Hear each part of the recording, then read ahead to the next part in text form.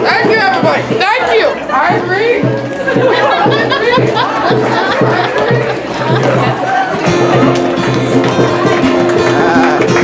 Good job, Miss Rosen.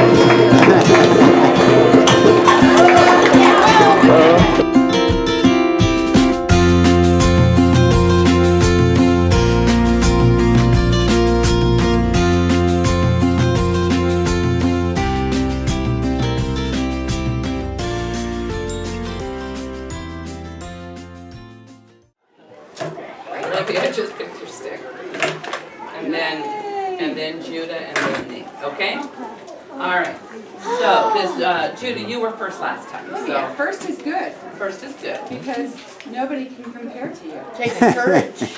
And I'll tell you what you've been practicing, which is what? What are you going to remember to do? Look up, look at your audience, be believable. If you need to smile, but what if it's something sad, then you would not smile, right? So you're going to be your character. Welcome. I don't have any. So it's another thing. Yeah. Because on the sheet you gave us for the thing, it says smile for like 5 seconds. Right. Well, smile appropriately, yes. And you will smile. All right, then. So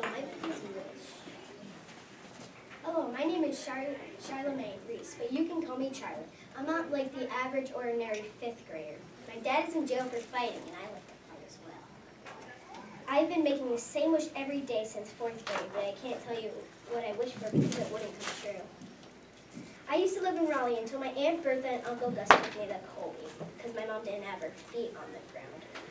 When I was in Colby, I made a friend named Howard. I sometimes get mad at Howard. I kicked him once, but he didn't seem to care. Howard and I once saw a stray dog. I wanted that dog. He was a fighter like me. I set up that trap and caught the dog. I named him Wishbone. I still want to go back to Raleigh because I miss my mom, dad, and sister. My sister visited and said, "You have a good thing here with Gus and Bertha." I still wanted to go back to Raleigh, but I learned here in Colby that my wish had come true. I have a loving family. Oh, Olivia, that's awesome. Good for you. You were the first one and you really nailed it.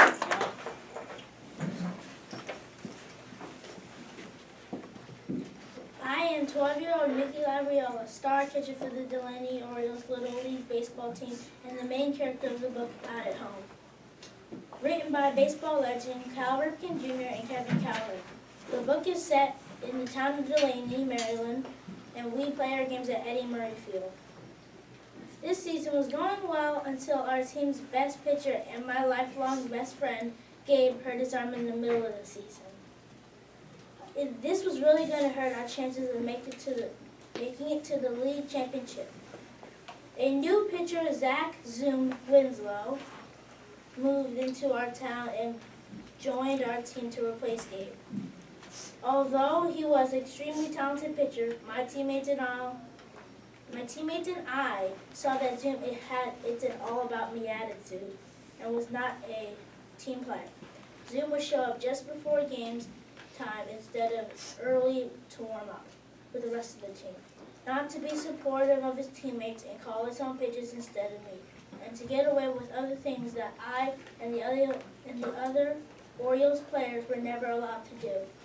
Because Zoom was so good and our team needed him so badly, I think this caused my dad, who is also our coach, to uncharacteristically overlook Zoom's behavior.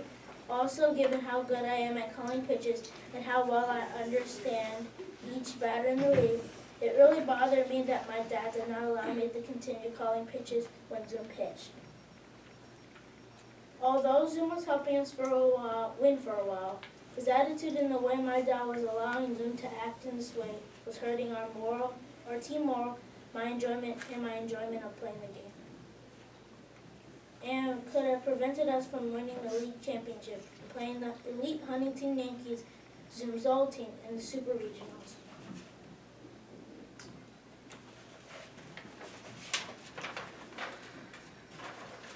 After a series of poor decisions, Zoom performed a unsportsmanlike act by making a Zorro sign after striking out an opposing batter in a very important game. Fortunately for us, my dad finally realized that Zoom's behavior had gone too far. He put a stop to it by putting Zoom on the bench and bringing in Sammy, who was less skilled but had a much better attitude, to pitch in the biggest moment of the game that would earn the Orioles a place in the league championship. Being bench humbled Zoom and helped him to see that he needed to have a much better attitude and put the team first. Zoom's great pitching in the new team first attitude helped the Orioles team defeat the Indians in the league championship game. And we earned the right to play the Huntington Yankees in the Super Regionals.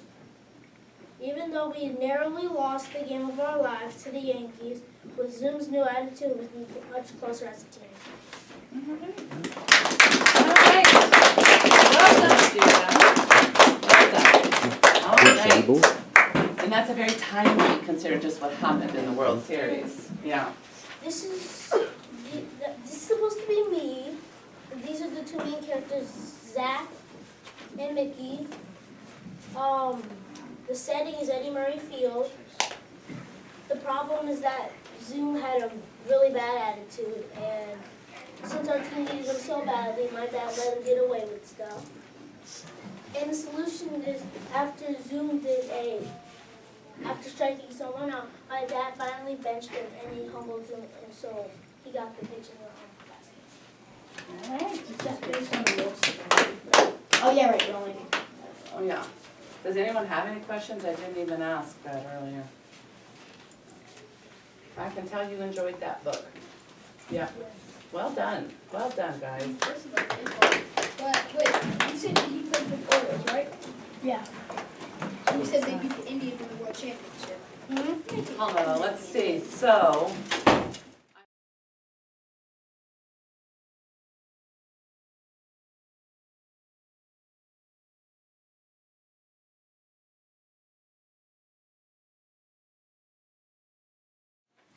People think I am a bad kitty, but I really just am a kitty. I live with the dog. Even though I have to live and put up with him, there are worse things.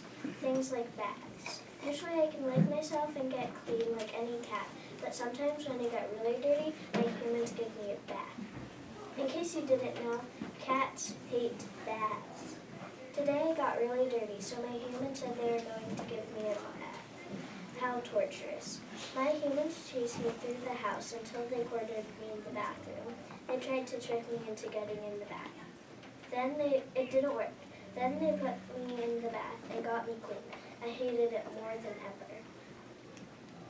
When it was over, I was all fluffy, upset, and they said, "What a sweet smelling kitty." Next time I will make sure not to get cornered in the bathroom. I will never forgive my humans. I am actually avoiding them for either a few hours, days, or even weeks.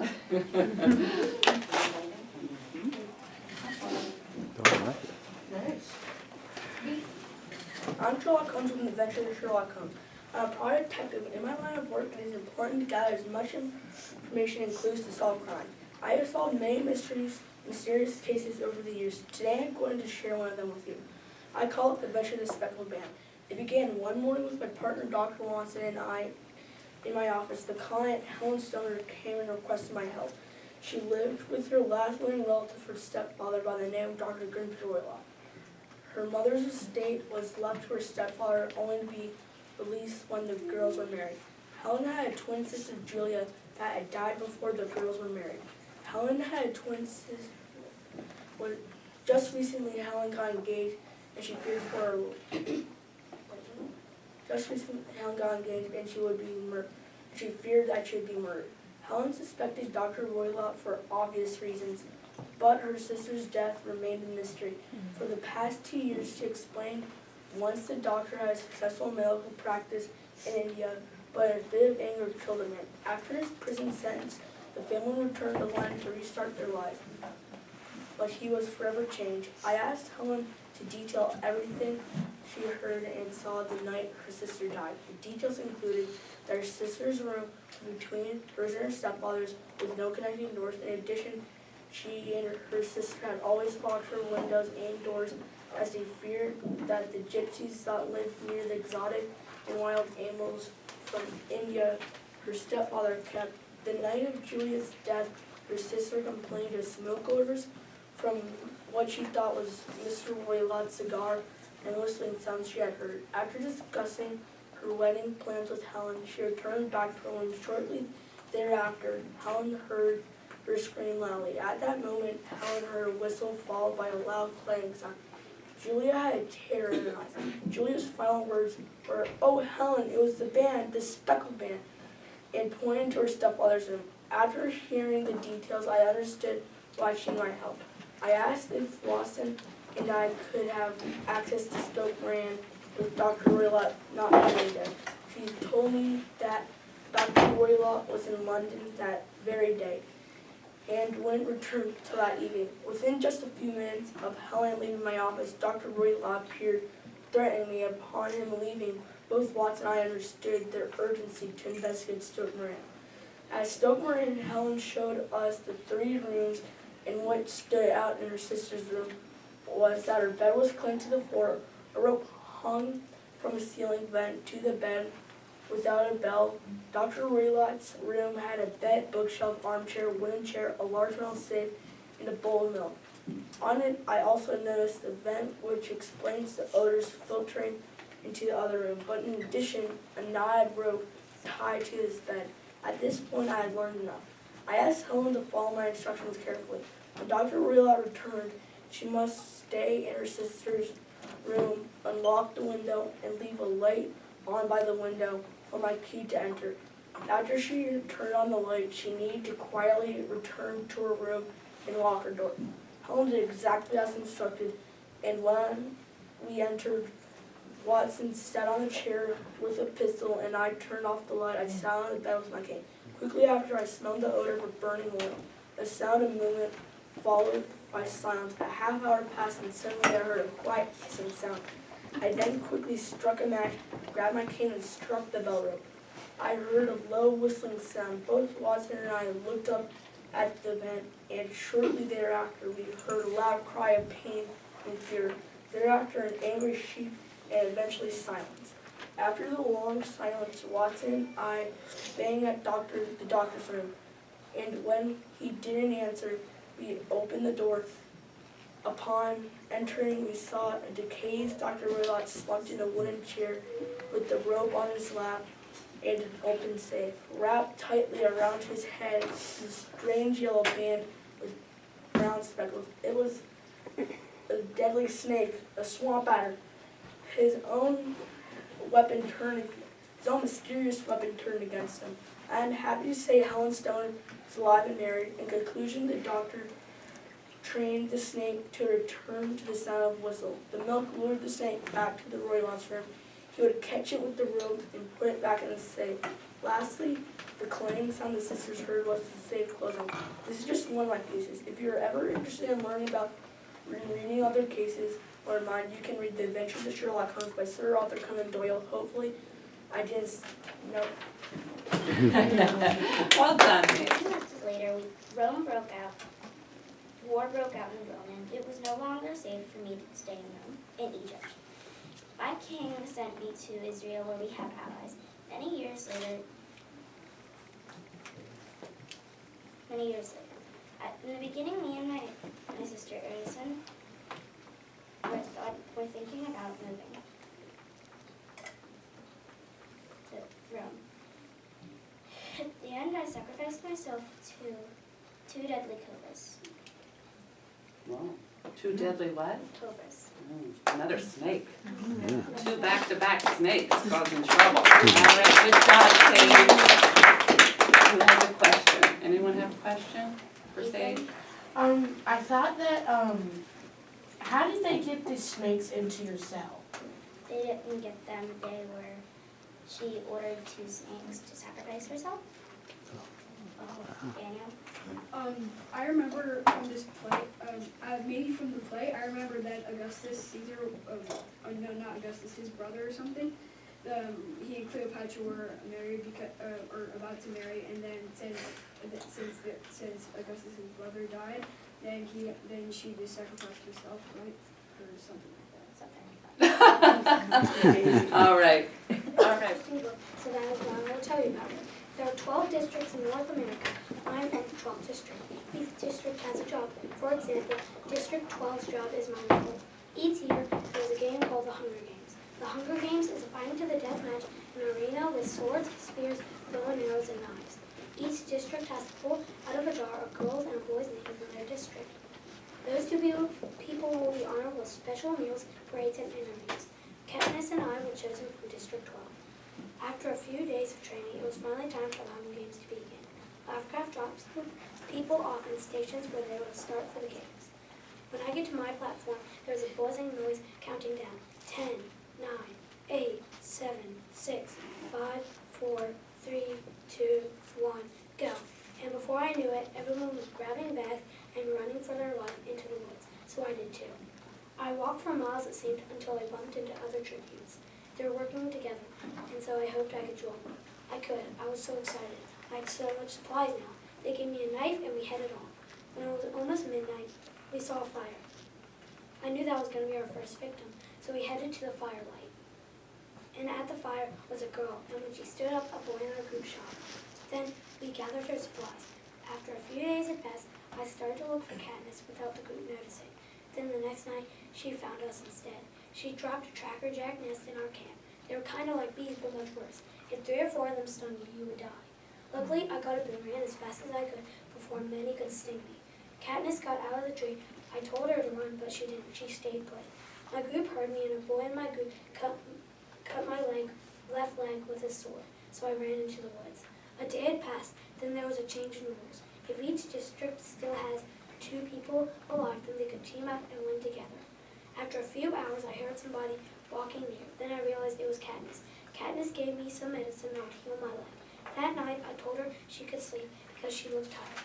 When it was morning, I told her that one person died, and it was only us and a boy named Cato. It was a hard fight to the end, but in the end, Cato died with an arrow in his head. We won, I exclaimed. We won the Hunger Games. I was thrilled to be alive. Now I could get back to my parents. This is the day I've been waiting for since the drawings. Then we got onto a train. When we arrived, it was like nothing we'd ever seen. A new adventure is about to start, and I think it will be a long one. All right, well done.